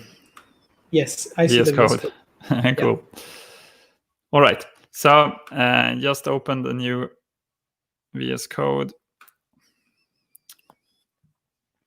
And let's create an application. And the application I want to build is quite easy, but it will have a front end and a back end. The front end will be a static site. The back end is an API and 2 Lambda functions and DynamoDB table. There was an image, but since PowerPoint wasn't with me anymore, let's just imagine. All right.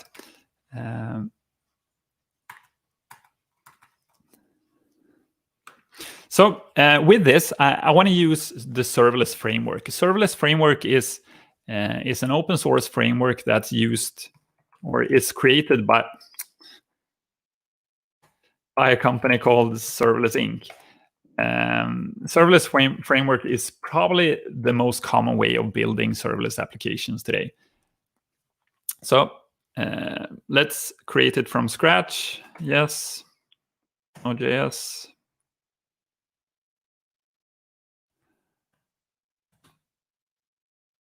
All the other one, that right? Pune.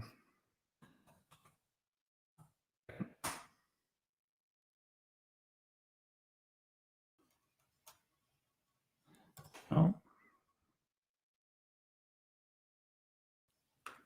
Okay, so when I've created a new site or a new serverless project, what it does is it creates a few files for me. First off, a YAML file, and we all love YAML. YAML is the way that we define what we're building. So a lot of boilerplate in this one, but first off, we have the service name, the provider, because serverless framework works with other providers as well, not only AWS, the runtime, and a sample function. The sample function in this case, looks like this.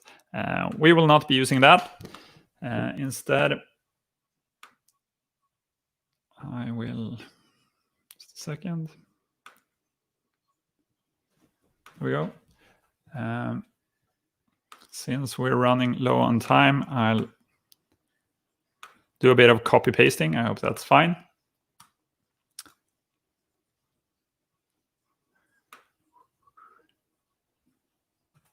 And I'll explain what I'm pasting instead.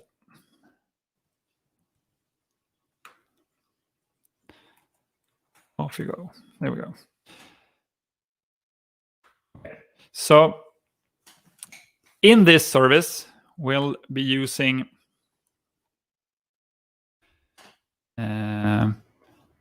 two different functions. One that is for new items, so that we're able to create an item. And what that means in this case is that we will store an item in DynamoDB. Then we'll also have another function that's for retrieving items. In this case, it is used to retrieve all items in the database. So besides those two functions, we're going to need a DynamoDB table. So we're adding that what's called resources in the serverless YAML file. We're calling it items DynamoDB table. It is of the type DynamoDB table. And if you look at this, you probably recognize that this is CloudFormation syntax. So we're using, and serverless framework is using CloudFormation syntax for building this. We're setting it up in an easy way this by having an attribute for ID, a string, setting up to pay per request, so we don't have any reserved capacity. And the schema, or the key schema, is the ID as a hash key. There we go. So that's quite simple, the serverless YAML file. Next up, we need to create our JavaScript files then. And I think I've decided that they should be in a subfolder called items. And then let's create one. If you look here in the YAML file, for the function that we've defined, we're setting where the handler is. In this case, it's in a subfolder called items, in a file called new item. So I need to name it like that. And then we have the handler. So once again, let me just copy some instead of you watching me write it. So this is the code for creating a new item.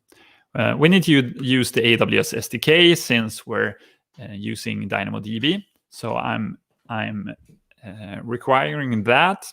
I'm also going to use UUID to create an ID for the entries. So that means that we need to install that.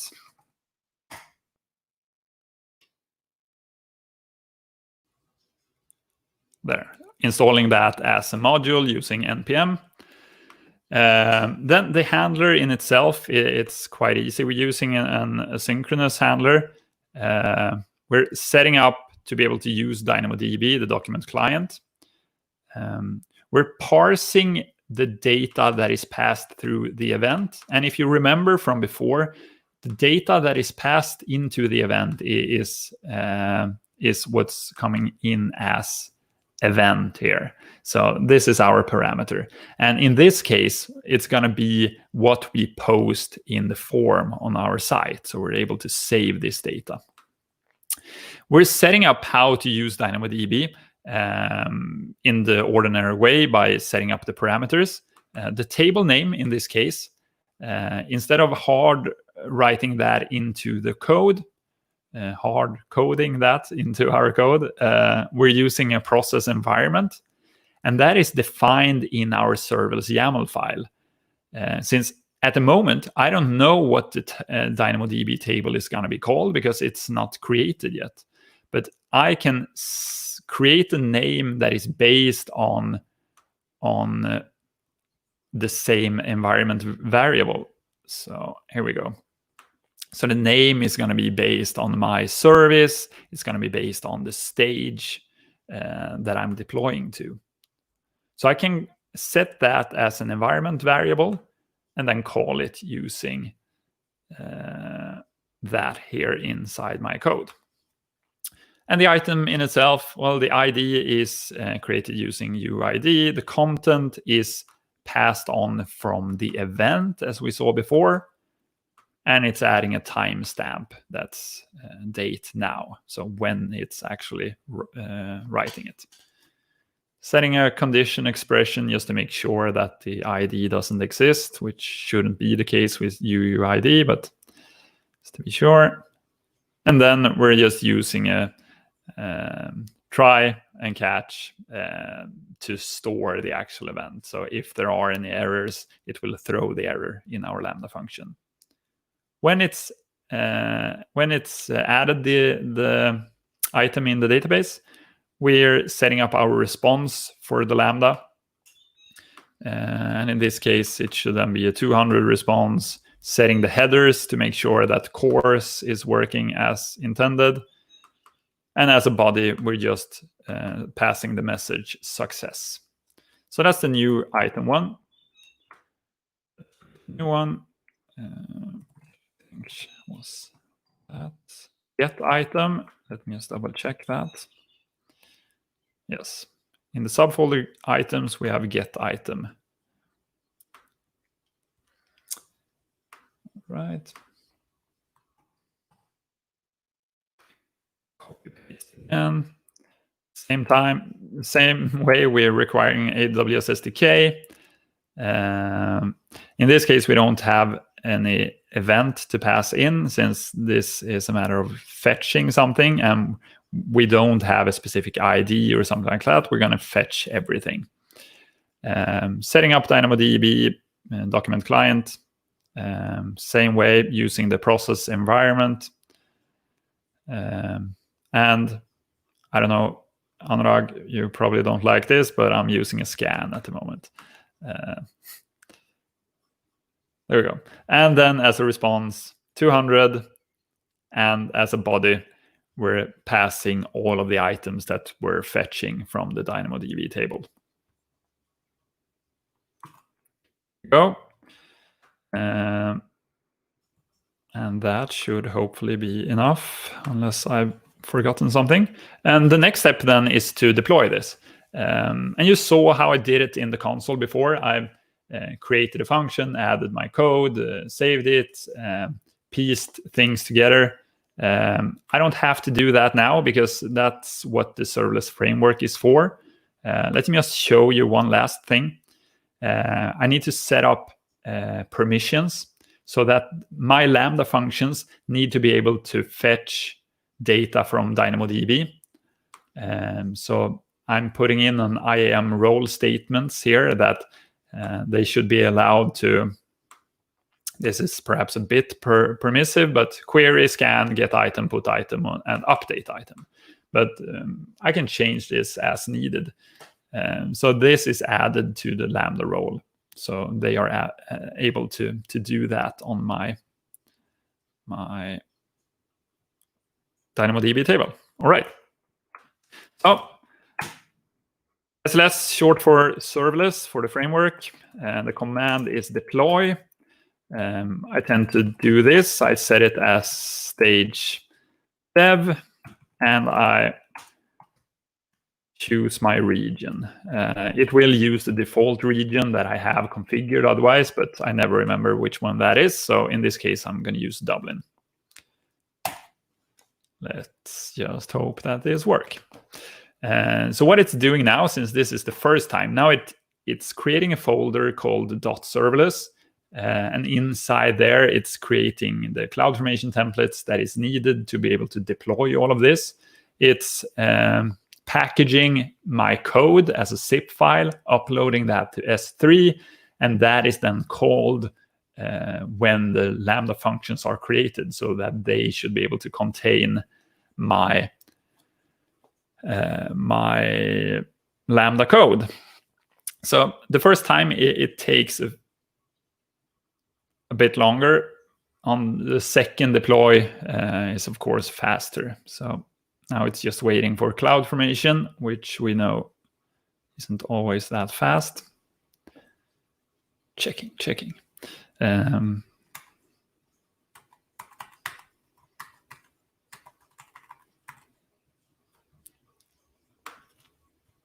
Let's go back to Lambda.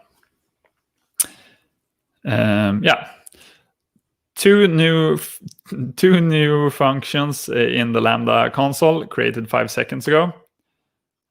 Still not done entirely because it's also creating the IAM roles, it's creating the Lambda function, and, which I forgot to mention, it is creating an API for us. Because on each of these functions, I've added an event. And the event in this case is of the type HTTP, which means that it's going to use API gateway. So the same thing for the other one, HTTP event. One is with the method post, which means that we're able to post data to that endpoint. And this one is for get. So we're able to get just using a regular get method. So let's look at new item. Here we go. As you can see, it's using API gateway in front of it. And we have all of our code. So, cool. So hopefully, let's do it this way. Here we can see we get as output my endpoints. So let's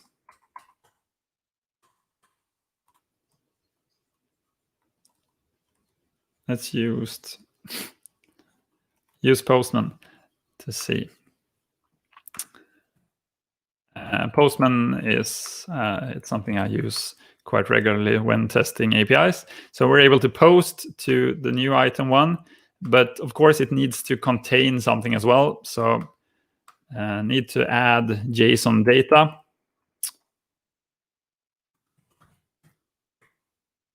I think it was like this.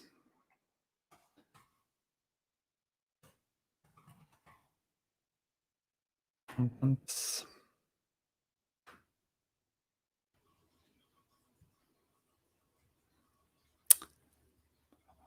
Content. All right. So this should then simulate that we have a form that's posting this JSON data. So let's send.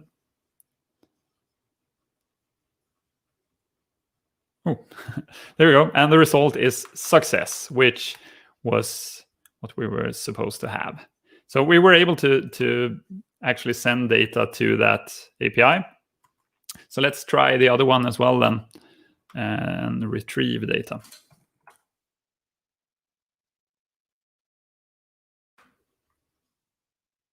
And that was using the get method. Yep. And we're able to retrieve data as well using that. So now we've used 3 different services. We have API Gateway, which is used for both the post and the get method. We have 2 Lambda functions, and we have a DynamoDB table, which were all wired up using with some white space as well. 50 lines of YAML. It is set up and they are connected to each other, and we're able to actually use it as well. And the next step then would be to enter the front end as well. Do we have time? Yes, please do it. Everybody is eager to see the entire application. To see if it works. Yes. Yeah, let me see. So, as any good TV chef, I have prepared that as well.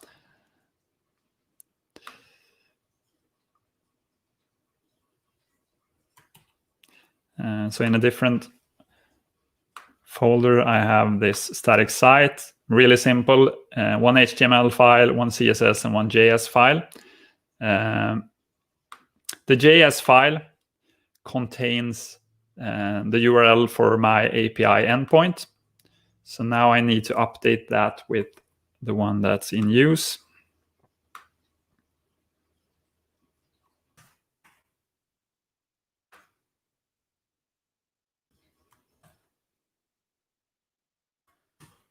There we go. And now I'm just running this locally on my computer.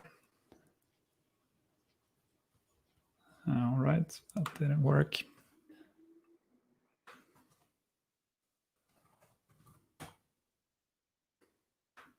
Right.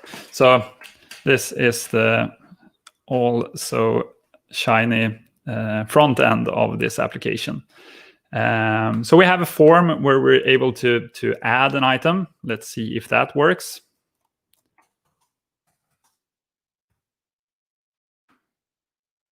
Item added. Sounds good. So that would then call the API gateway or post to the API gateway, invokes the Lambda, stores in DynamoDB. And then we have the possibility to show all items. Yes. It shows two items, the one I created before using Postman and the one I just created using this form. So I'd say that the experiment was successful. Since this is a static site, it would be quite easy to just push it to Git and then connect that to Amplify console. It would be up and running in a few minutes. And then for every change I do, just commit it to Git, and it will update the static site as well. And with that, I think I'm done. Perfect. So I do not see any more questions as such either. I mean, I think you are a very good teacher and people have understood everything and they have not raised any questions. So that is what my assumption is going to be. That must be the case. Okay, so Gunnar is anyways going to give us this code and he's going to check in this. He has agreed to check in all the code that has been used for this session in Git. Once I have it from him, I'm going to share it with all the people. So people who are interested, please keep an eye out on our meetup page, our LinkedIn, and our Twitter handle as well. With that, I would like to thank Gunnar. Thank you very much for coming. Thank you very much for agreeing to talk to us. You spoke at length for more than 2 hours, and I'm very much impressed by that feat. I hope you have a nice day. And if people have any questions, where can they reach you, for example? Yeah, that's great. I don't have my slides up anymore, but you can reach me on Twitter at Gunnar Grosch, or you can of course connect using LinkedIn as well, and I'll be happy to answer any questions. And yeah, there it is in the chat.